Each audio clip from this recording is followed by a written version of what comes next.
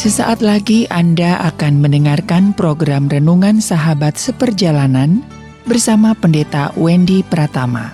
Selamat mendengarkan.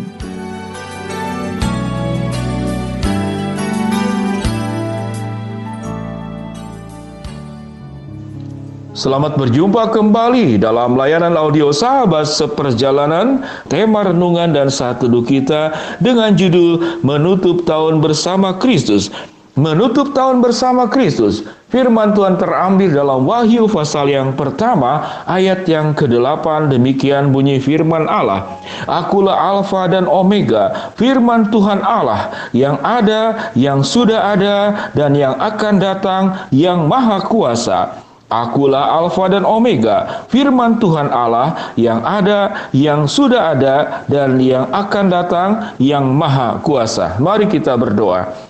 Bapa yang di dalam surga, terima kasih buat penyertaan janji-Mu kepada setiap kami masing-masing dari awal tahun sampai kepada tutup tahun dan kemudian memulai awal tahun kembali. Dari kami terlahir sampai kami meninggal, sampai kemudian Tuhan menghidupkan kembali, Allah menyertai kami. Dan yang menarik, bahkan sebelum kami ditenun di dalam kandungan ibu kami, Tuhan sudah hadir merencanakan kelahiran kami dalam maksud dan rencana-Mu. Di dalam nama Tuhan Yesus kami berdoa. Amin. Sahabat seperjalanan yang dikasihi Tuhan, ada dua sifat Allah yang menjadi hadiah buat kehidupan kita yang tercatat dalam Wahyu pasal pertama ayat yang ke-8.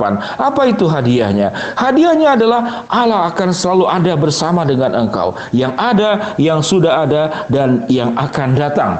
Itu yang disebut dengan akulah Alfa dan Omega, yang awal dan yang akhir. Pengertian Alfa dan Omega artinya sepanjang kehidupan kita itu selalu disertai Allah, karena Allah tidak berawal dan tidak berakhir. Penyertaan Allah pun juga tidak cukup hanya penyertaan, namun ditambah dengan satu kalimat dalam ayat yang ke-8 Wahyu pasal pertama. Apa bunyinya? Yang maha kuasa. Apa arti yang maha kuasa di sini? Yang maha kuasa ini memiliki makna yang sangat dalam. Yang maha kuasa berarti Allah yang tidak punya keterbatasan di dalam hal apapun, di dalam kesucian dan kebenarannya.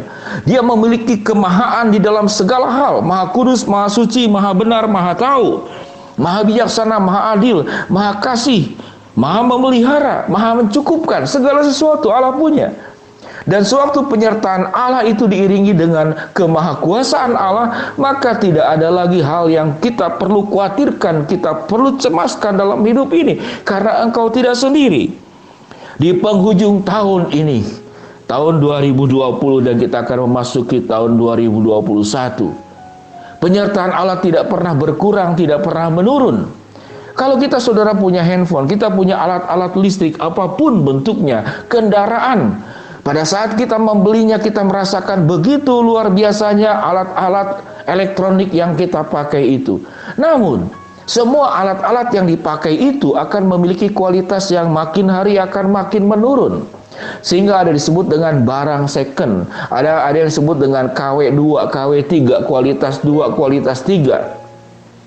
Semua yang ada di dalam dunia termasuk manusia tidak punya konsistensi kualitas. Dia akan menurun apapun yang dipakai. Namun Allah selalu memberikan kualitas yang pertama. Allah selalu memberikan sesuatu yang terbaik di sepanjang kehidupan kita. Tidak ada yang namanya kelas 2. Tidak ada yang namanya imitasi di dalam Tuhan. Tidak ada namanya benda-benda palsu, janji-janji palsu, penyertaan yang palsu, terang yang palsu, tidak ada. Jalan yang palsu, tidak ada. Di dunia ini semuanya serba banyak hal yang palsu. Namun Allah selalu memberikan yang terbaik, yang berkualitas dan tidak berkurang sedikit pun di dalam menyertai dan menolong kehidupanmu. Di dalam kehidupan yang sulit sepanjang kehidupan ini. Setengah hari ini saya sibuk untuk mengurus satu jemaat yang menghadapi banjir. Saya berkunjung ke sana, depan rumahnya jebol temboknya, belakang rumahnya jebol karena air banjir itu di Sungai Citepus. Itu menembus tembok depan yang memang sudah rapuh rumahnya, memang rumahnya juga dalam kondisi yang sudah sangat tua. Air masuk, kemudian setelah masuk, air tidak bisa kemana-mana, sehingga menembus tembok bagian belakang, sehingga air itu mengalir, sehingga barang-barang pun juga pada hilang. Semuanya kotor.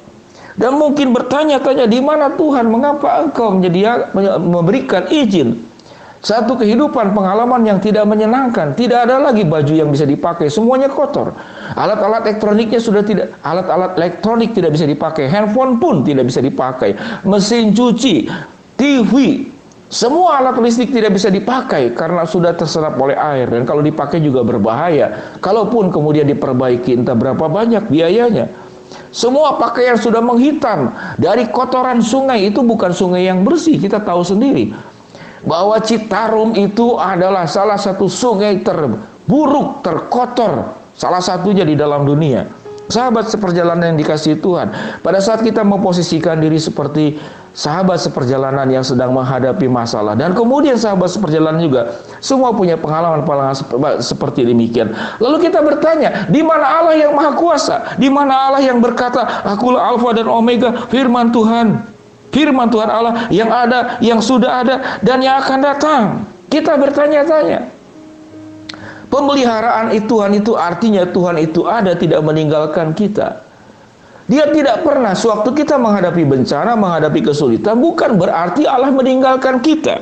Manusia sering salah paham kalau kita menghadapi kesulitan berarti Allah meninggalkan kita. Tidak.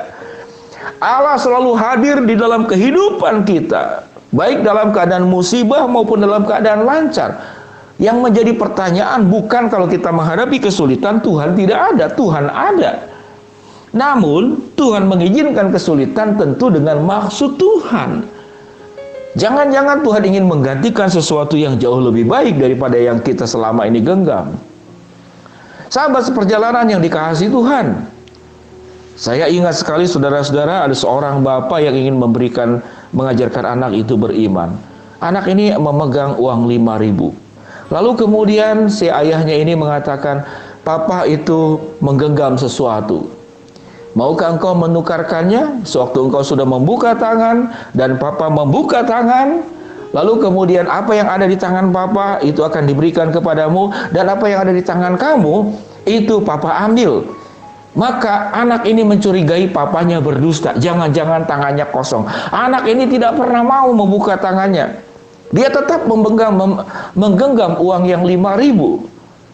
Namun kemudian waktu dibuka tangan papanya, sejumlah uang ingin membelikan, karena anak ini berulang tahun memberikan sepeda yang disukainya, yang dipilihnya, tentu jumlah uangnya berlipat ganda.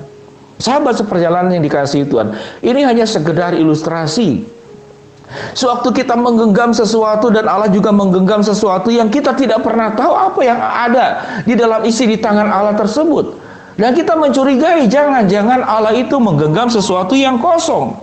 Dan sewaktu saya serahkan apa yang saya pegang itu, lalu Tuhan memberikan sesuatu yang jauh lebih buruk kepada kita. Bagi saya ilustrasi yang sederhana ini tentang anak yang menggenggam uang 5.000 dan seorang ayah yang menggenggam sesuatu yang kita tidak tahu apa isi di dalamnya. Demikian juga Tuhan.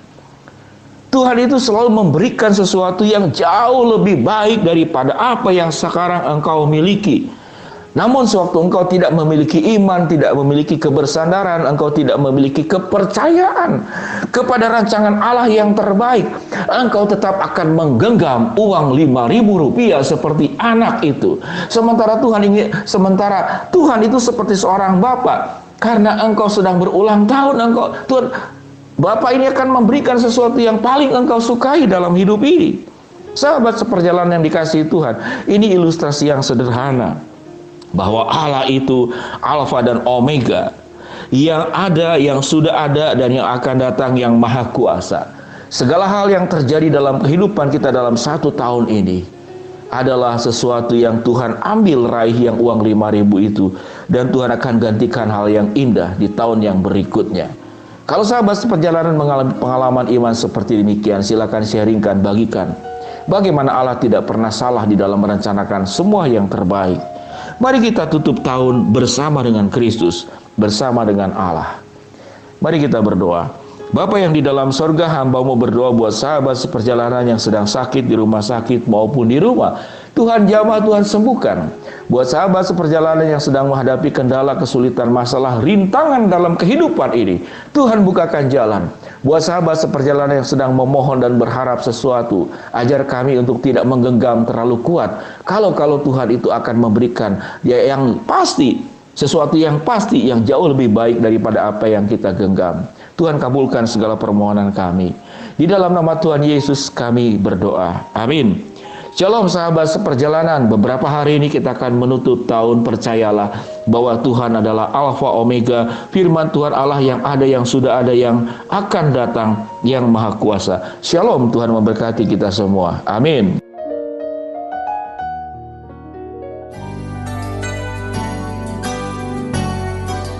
Anda baru saja mendengarkan program Renungan Sahabat Seperjalanan bersama Pendeta Wendy Pratama. Terima kasih atas perhatian Anda. Tuhan Yesus memberkati.